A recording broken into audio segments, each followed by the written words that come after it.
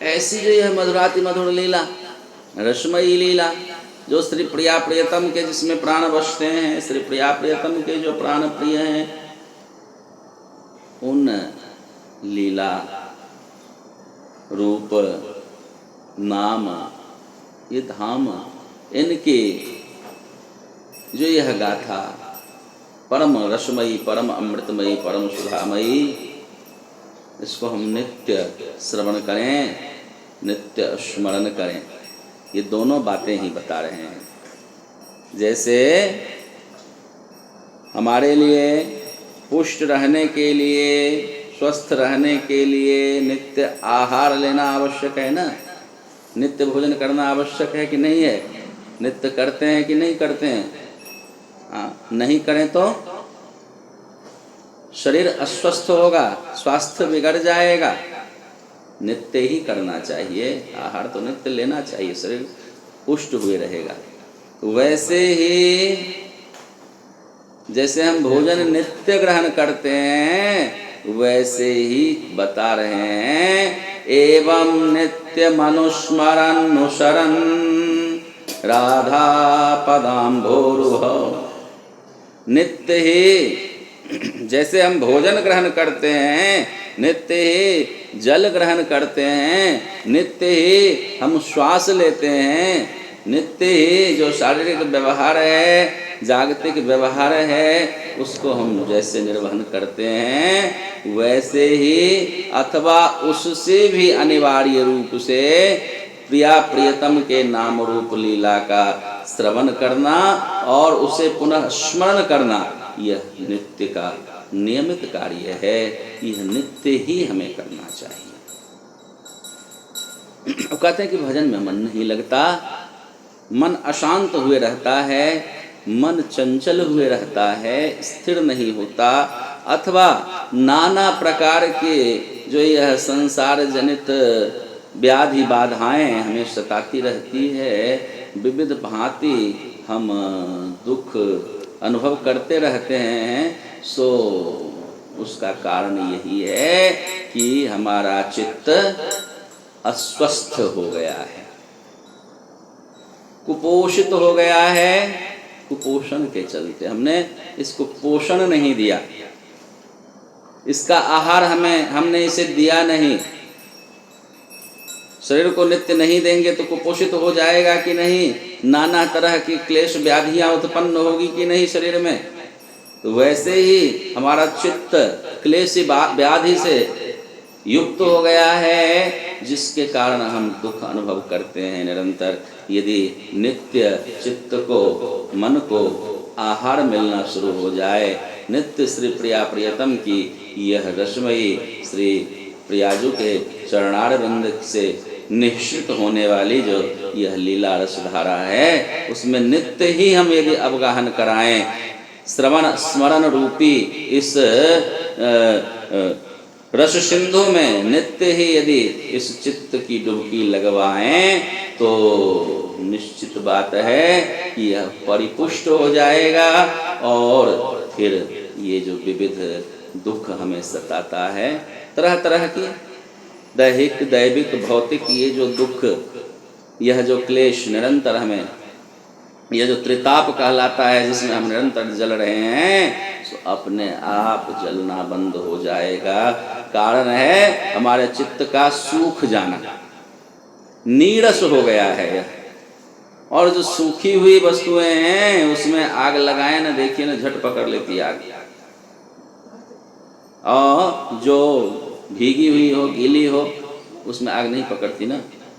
हमारा यह चित्त रस से जो हम इसे अत्यंत दूर कर रखे हैं, इसे हम गीला नहीं करते, भिगोते नहीं, इसे हम डुबोते नहीं रस सिंधु में, जिसके कारण यह सूख गया है, यह नीरस हो गया है और यह जागतिक ताप, यह त्रिताप हमें झुलसाने लग जाती है, हम झुलस जाते हैं। इसलिए आदेश कर रहे हैं क्या कि वैसे ही अनिवार्य रूप से मन चित्त बुद्धि के स्वास्थ्य रक्षा के लिए, उसके पोषण के लिए, उसके सुख शांति के लिए यह औषधि है, यह खुराक है, यह हमारा आहार है, इसे हमें रोज ही लेना चाहिए। क्या?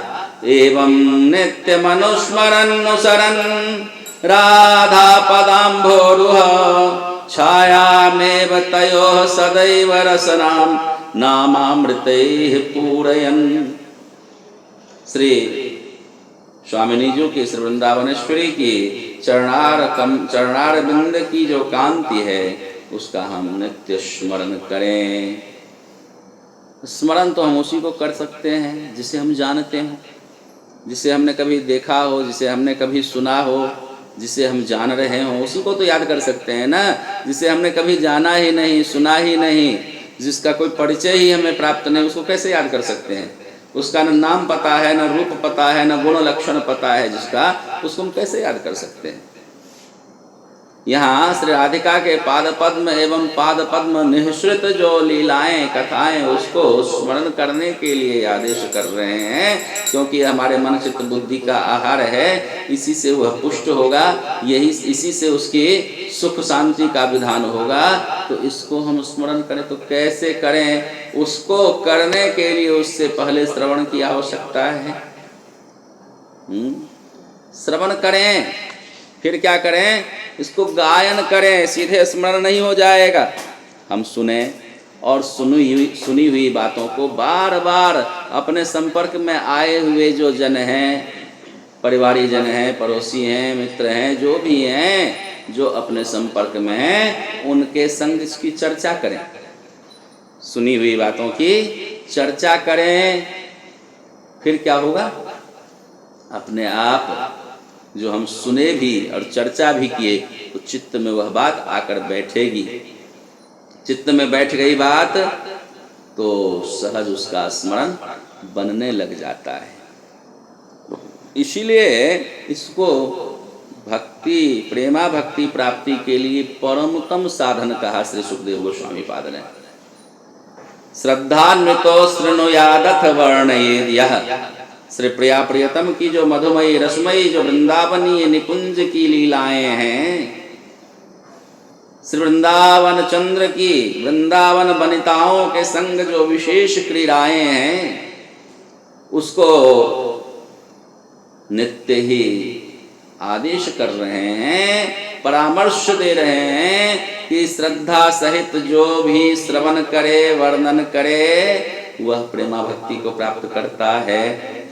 रास पंचाध्यायी के फलस्तुति में बताए, विक्रीडितं व्रजवधूभिदिदं च विष्णो श्रद्धान्वितो शृणुयादथ वर्णयेद्यः भक्तिं परां भगवती प्रतिलभ्य काम हृद्रोगमाश्वपहिनोत्यचिरेण धीरः।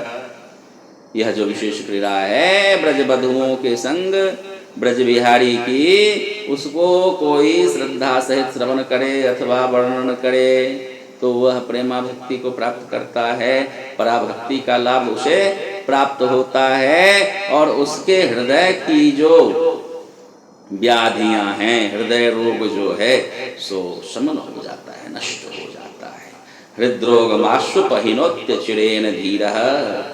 कोई इस प्रयोग को करके देखे, कह रहे हैं कि तुम इस प्रयोग को करके देखो, नित्य ही श्रद्धा सहित श्रवण करो, नित्य ही श्रद्धा सहित वर्णन करो इसका, तो देखो जो तुम्हें प्रेमा भक्ति की प्राप्ति होती है या नहीं होती है। अवश्य ही होगी। और जिस कारण से हृदय में प्रेम का श्राव नहीं होता है, जिस कारण से हृदय स्थिर नहीं, मन स्थिर नहीं होता है, जिस कारण से उद्विग्नता नष्ट नहीं हो पा रही है, मन की चंचलता दूर नहीं हो पा रही है, सो देखना वह इसके द्वारा सहज ही यह समस्त परेशानियां जो हृदय का रोग है, हृदरोगमाश्वपहिनोत्य चिरेण धीरः।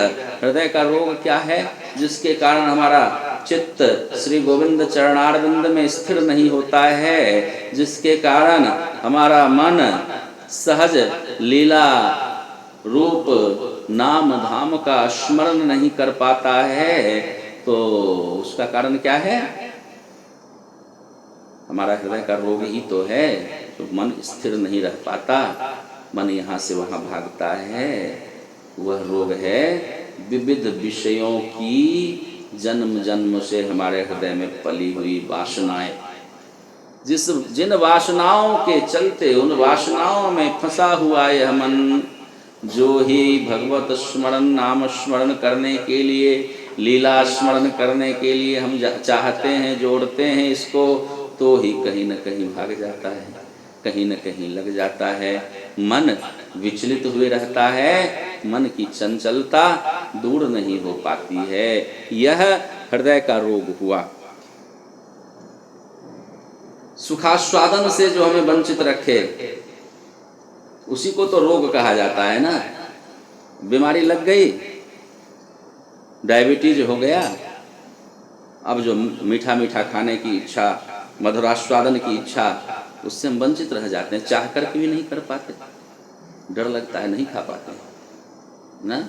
ऐसे समस्त बीमारियां हैं जो हमें मनोनुकूल चलने नहीं देती है, अपने अनुकूल हम आचरण नहीं कर सकते उन बीमारियों के चलते, उन रोगों के चलते। तो जो हमें मनोनुकूल चलने से, सुख के की ओर बढ़ने से जो हमें रोके, जो बाधक बने, वही तो रोग है। आनंद कंद श्री युगलवर श्री प्रिया प्रियतम के निकट होने का जो सुख है, उनके प्रति निजता आस्वादन का जो सुख है, इस सुख से हमें वंचित कौन कर रहा है? यह जागतिक विषयों की वासनाएं हमें वहाँ तक नहीं पहुँचने देती है। इसलिए यही रोग है। जब भी हम भजन करने बैठते हैं, इधर उधर की चाह हमें खींच लेती है, अरे टाइम हो गया, बाकी के माला अब शाम को पूरा कर लेंगे, करते हैं ना। अभी अब समय हो गया है, अब तो माला को स्थापन करते हैं, अब चलते हैं, जो अपना काम बाकी है उसको पूरा करेंगे, नहीं तो बिगड़ जाएगा। ये क्या है? ये जागतिक वासना रूपी रोग। जब ही हम उधर बढ़ने लगते हैं, वो आकर सामने खड़ा हो जाता है। सो श्री सुखदेव गोस्वामी पाद कहते हैं, जो ही श्रद्धा सहित श्रवण करेंगे, कीर्तन करेंगे, नित्य ही यह कथा कीर्तन, नित्य ही श्रवण चिंतन स्मरण चलता रहे, तो क्या होगा?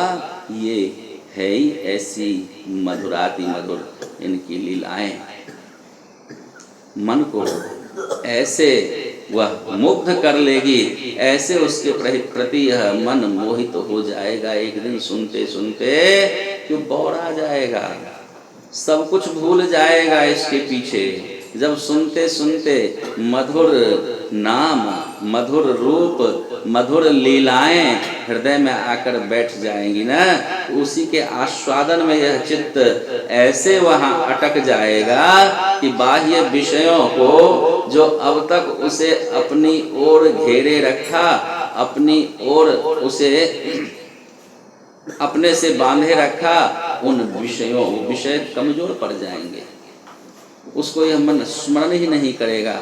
उसे यह नुकसान, जो अब तक नुकसान प्रतीत हो रहा था, सो अब नुकसान ही नहीं लगेगा। वो अपने जागतिक हानि लाभ का हिसाब करना ही भूल जाएगा। लीला रस में ऐसे निमग्न होगा, नाम रूप लीला रस चिंतन में ऐसे वो डूब जाएगा कि उसको कुछ ध्यान ही नहीं रहेगा।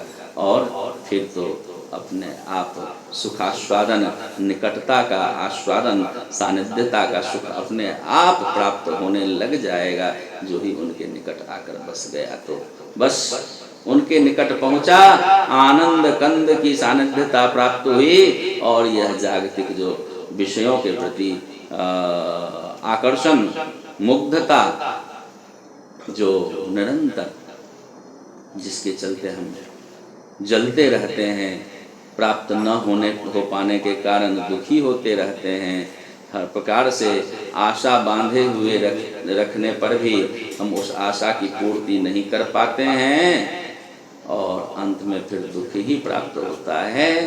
तो ऐसे इन तमाम तरह के इस विषय जनित रोगों से हमारा हृदय मुक्त हो जाता है। कितना सहज एक श्लोक में बता दिए रोग मुक्ति का, संसार का जो यह विषय रोग है उससे निवृत्ति का उपाय सहज बता दिए, एक श्लोक में बता दिए। सो भी कितना सहज सुंदर ढंग से बताया इन्होंने। कहा कि तुम खाली श्रद्धा सहित श्रवण आस्वादन करो, श्रद्धा सहित कीर्तन करो, वर्णन करो। श्रवण और कीर्तन ये बता रहे हैं ना, श्रद्धान्वितो शृणुयादथ वर्णयेद्यः, श्रद्धा सहित खाली सुनो और वर्णन करो। इतने से ही पहले तो कह रहे कि प्रेमा भक्ति की प्राप्ति हो जाएगी। भक्तिम पराम भगवती प्रतिलभ्य काम, प्रेमा भक्ति की प्राप्ति हो जाएगी। और यह जो रोग जिसके कारण चित्त लगता ही नहीं था उनमें, यह रोग भी निवारण हो जाएगा। पहले तो प्रेमा भक्ति की प्राप्ति, पहले फल ही प्राप्त होगा, पहले प्रेम की प्राप्ति हो जाएगी और रोग तो अपने आप छूट जाएगा, उसके लिए कुछ करना नहीं होगा। यही विशेषता है संसार धर्म और परमार्थ धर्म में, यही भेद है, यही अंतर है। संसार का लक्षण संसार के गुण दोष और परमार्थ के गुण लक्षण में यही अंतर है कि संसार में आप उपचार लेने जाएं, स्वास्थ्य बिगड़ा हुआ है तो पहले क्या होगा, पहले आपका रोग दूर किया जाएगा। चिकित्सा में दवाई देकर पहले रोग दूर किया जाता है, उसके बाद आपके स्वास्थ्य स्वस्थ रहने के लिए फिर उपचार होता है। विविध प्रकार के पौष्टिक ये सब दिया, टॉनिक वगैरह भी दिया जाता है ना। पहले तो रोग दूर कर लो, निरोग हो, फिर जाकर के हृष्ट पुष्ट होना, फिर जाकर के स्वस्थ होना। किंतु परमार्थ का यह लक्षण नहीं है, परमार्थ जगत में ऐसा नहीं है। वहाँ तो पहले स्वस्थ कर दिया जाता है, रोग बाद में दूर अपने आप हो जाएगा जब हम स्वस्थ हो गए। यह वहाँ की चिकित्सकीय विधा है। यहाँ की चिकित्सा पद्धति यह है कि पहले रोग दूर किया जाता है, फिर जाकर के उसके स्वास्थ्य के लिए विचार किया जाता है, स्वास्थ्य के लिए दवाई दी जाती है, स्वस्थ रहे या मस्त रहे, पुष्ट रहे, फिर रोग न सताए। किंतु परमार्थ में इसके विपरीत है, वहाँ पहले तो स्वास्थ्य लाभ हो जाता है, निरोग हो जा, पहले हृष्ट पुष्ट मस्त हो जाओ, रोग आएगा ही नहीं ना। आजकल यहाँ भी वह पद्धति चली है, कहते हैं इम्यूनिटी बूस्टर लो, पहले से इम्यूनिटी बनी रहेगी, मजबूती बनी रहेगी, रोग आएगा नहीं। ये इम्यूनिटी बूस्ट करते हैं पहले, परमार्थ में पहले इम्यूनिटी बूस्ट किया जाता है। पहले तो कह रहे हैं भक्तिम पराम भगवती प्रतिलभ्य काम, पहले तो प्रेमा भक्ति की पराभक्ति की प्राप्ति हो जाएगी। और फिर जब ही ये प्राप्त हो गया ना, भक्ति की प्राप्ति हो गई, हृदय में भक्ति देवी आकर विराजमान हो गई, तो फिर और वो जगह ही नहीं छोड़ती हैं जिसमें वासना आकर के बैठे। वासना जगत विषयों की वासना जो रोग के रूप में हमारे हृदय को संक्रमित कर लेती है, उसके लिए जगह ही नहीं छोड़ती भक्ति देवी। अपने आप वो निकल जाता है, वह रोग, वासनाएं अपने आप हट जाती है। ये यदि कोई सोचते हैं ना कि पहले हम अपने आप को नियंत्रित कर लें, साध लें, फिर हम साधु बनेंगे, पहले हम जो भी हमारी त्रुटियां हैं, गलतियां हैं, हमारे जो आचरण बिगड़े हुए हैं, उसको हम संभाल लें, उसके बाद हम वैष्णव बनेंगे, उसके बाद हम भक्त बनेंगे। यह संसार की ये सोच है। परमार्थ में इस तरह साधन करने की आवश्यकता ही नहीं है, वहाँ तो उसकी पद्धति ही विपरीत है। कहते हैं पहले भक्त बन जाओ, उनके प्रति समर्पित हो जाओ, अपने आप को उनके ऊपर छोड़ दो ना। जब ही तुम उनके हो गए ना, अपने आप सब वैसा ही होगा तुम्हारे द्वारा जो उनको अनुकूल लगेगा। जब उनके अनुकूल लगने योग्य करने लग जाओगे समस्त कार्य, तो बताओ इन कार्यों के लिए कोई जगह रहेगी, कोई समय रहेगा तुम्हारे जीवन में? अपने आप ही सब छूट जाएंगे, छोड़ने की आवश्यकता ही नहीं है। और बात तो यह है विशेष जानने की बात है कि यह विषय, इसकी वासनाएं इतनी प्रबल है कि इस पर हम चाह करके भी नियंत्रण नहीं कर सकते, चाह करके भी इससे दूर हम नहीं हो सकते। कहाँ जाएंगे हम संसार को छोड़ करके? कहीं तो रहेंगे, संसार में ही रहेंगे ना।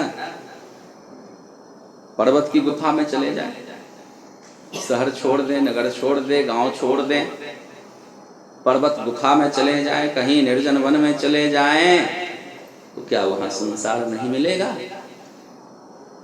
क्या वह संसार नहीं है? संसार से परे है वह जगह क्या? इसी भय से और इसी पद्धति से अपना उपचार करने के लिए सौभरी ऋषि महाराज जल में जाकर के भजन तपस्या करते। जल से बाहर निकलते नहीं वो, कि नहीं नहीं संसार देखने से मन बिगड़ता है, संसार को हमें देखना ही नहीं है, संसार में जाना ही नहीं है। उनमें वह सामर्थ्य, जल के भीतर चले गए। यही काली ह्रद में, जमुना ह्रद में जो सौभरी ऋषि आश्रम है ना, सुनरक, वहीं ह्रद में जल के नीचे जाकर के वहां तपस्या करते। हमें संसार नहीं देखना है, हम माया को जीत लेंगे इस प्रकार अपनी साधना के द्वारा। और संसार ऐसा प्रबल, विषय ऐसा प्रबल कि वहां जल के नीचे मीन मैथुन देख करके वही मुग्ध हो गए, उसके सुख से वो अभिभूत हो गए। इसको क्या सुख मिलता है? सुख की वासना जगी और फिर सारी क्रिया ही बदल गई उनकी।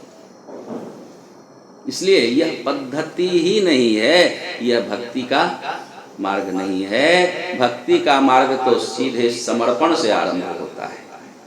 उनके चरणारविंद में अपने आप को हम समर्पित कर दें, उनके अनुकूल होने का यह जो उनकी ओर से यह शर्त है, भक्ति का एकमात्र शर्त है कि हम उनके अनुकूल हो जाएं। वो जो चाहते हैं वही हम करेंगे, उनको जिससे सुख होगा वही हम करेंगे। बस इतना ही शर्त है भक्ति करने के लिए, इतना ही बस उनके अनुकूल जो है सो ही हमें धारण करना है। आनुकूल्येन कृष्णस्य, जो कृष्ण की अनुकूलता का है उसे तो हम स्वीकार करेंगे, और जो कृष्ण प्रतिकूल है, प्रतिकूल्यम विवर्जयत, जो उनके प्रतिकूल है उसको हमें वर्जित करना है, त्यागना है। यह संसार जो स्वसुख के लिए ही हम सदा उसको बटोरते हैं, जब स्वसुख की भावना को ही हम तिलांजलि दे देंगे, अपने आप संसार से हम दूर रहने लग जाएंगे। यह कृष्ण सुख के लिए तो है नहीं संसार, और कृष्ण सुख का जो कुछ भी यहाँ मिलेगा वह कृष्ण सुख के प्रति समर्पण कर देंगे। स्वसुख के लिए इसका उपयोग करना यही तो दुख का कारण बनता है ना। कृष्ण के लिए कृष्ण का संसार हम समर्पित कर दें, बस अपने आप उससे हम निर्लिप्त रह जाएंगे। यह सहज पद्धति है भक्ति का। इसलिए इन समस्त गुणों को, इन आचरणों को अपने जीवन में धारण करने के लिए प्रथम क्या बता रहे हैं? एवं नित्य मनुस्मरन् राधा पदाम्भोरुह छायामेव तयोः सदैव रसनाम नामामृतैः पूरयन्। इस प्रकार श्री राधिका के श्री चरण कमलों की कांति का नित्य हम स्मरण करते करते युगल नामामृत रूपामृत का आस्वादन करते करते अपने इस मन को, रसना को, कानों को, जिह्वा को पूर्ण कर लें। उसी में यह सदा